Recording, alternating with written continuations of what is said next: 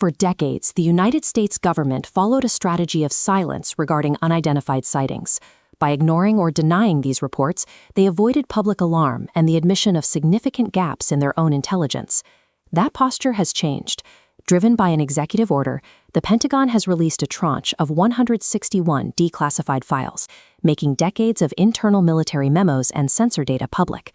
The scope of these documents is vast, covering everything from transcripts of the 1969 Apollo moon missions to military sensor footage recorded as recently as late 2025.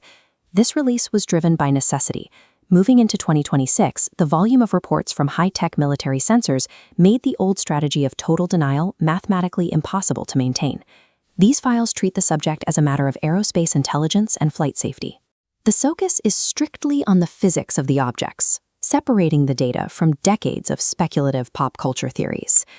The reason for this sudden change in government policy is found in a recurring detail: the behavioral consistency between sightings reported during the moon landings and those captured by modern fighter pilots. To understand the baseline of this phenomenon, we have to look at the internal debrief transcripts from the Apollo program, which were shielded from the public for over 50 years. In 1969, Buzz Aldrin reported a fairly bright light source during the Apollo 11 mission. At the time, the crew hypothesized it might be a laser, despite that technology being in infancy on Earth. Later that year, Apollo 12's Alan Bean described trillions of little particles that appeared to be sailing off or escaping the lunar surface. During the final Apollo mission in 1972, Jack Schmitt reported flashes in the lunar sky that he compared to a 4th of July display.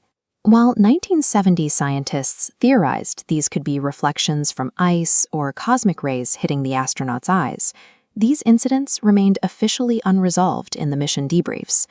These transcripts reveal that highly trained observers were encountering anomalies that the scientific standards of the era could not adequately explain.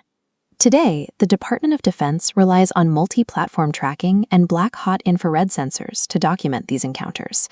Recent logs from 2022 to 2025 include reports of high-velocity streaks in the Middle East and irregular dark objects tracked by helicopters over the western United States. In 2024, a sensor in the Indo-Pacific recorded a football-shaped body over Japan that moved in ways that defy standard aerodynamic flight profiles. This timeline graphic compares the two eras side by side. On the left, we have the 1960s Apollo reports. On the right, the 2025 sensor data.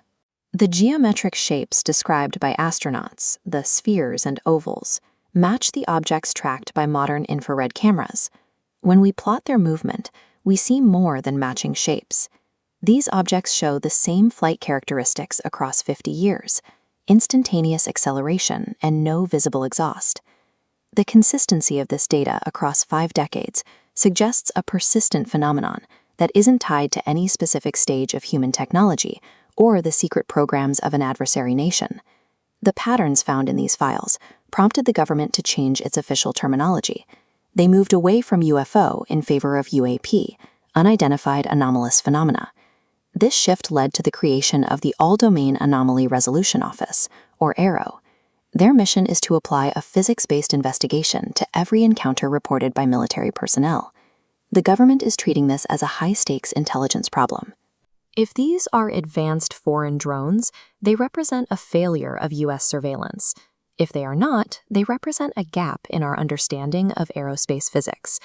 Because these objects operate in restricted airspace and active conflict zones, the Pentagon now classifies them as a direct challenge to flight safety and national security. Despite the intrigue, the official stance remains cautious. As noted by figures like Barack Obama, while the statistical probability of life elsewhere is high, these specific files do not provide a smoking gun that confirms a non-human origin. The Pentagon is no longer debating whether these objects exist in our airspace. Instead, every resource in these 161 files is now being used to identify exactly what they are.